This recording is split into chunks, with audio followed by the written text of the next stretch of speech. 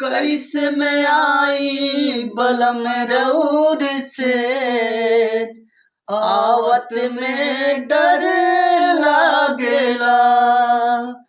कैसे में आई बलम रउर से, आवत में डर लागेला। लागेला डर लागेला, डर लागेला।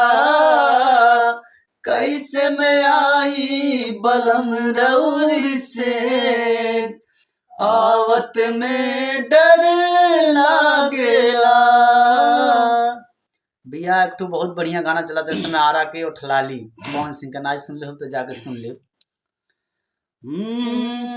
आरा के उठलाली में, बालिया के बाली में, बिंदिया काली काली में, सुघार बाड़ी लागेलू।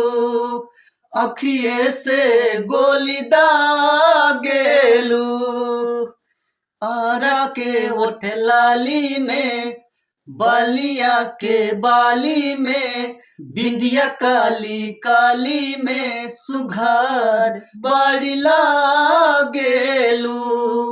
अखिए से गोली दागेलू। एडू केसरी लाल यादव गाना आइल बा जवन छेड़ा हारमोनिया के राग। छेड़ा छेड़ा हारमोनिया के राग, लागल बा कमरिया में आग। छेड़ा छेड़ा हारमोनिया के राग, लागल बा कमरिया में आग। नाता चौकी पे चुई जाई पाग, लागल बा कमरिया में आग। एक गाना बहुत प्यारा चलल है, तू हंस के बोलू ये जान, दिलवा के दारद बढ़ गई। चलिए सुने कौन अंदाज में।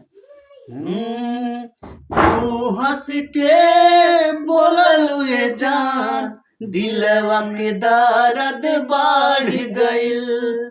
तू हंस के बोललू ये जान, दिलवा में दारद बढ़ गइल।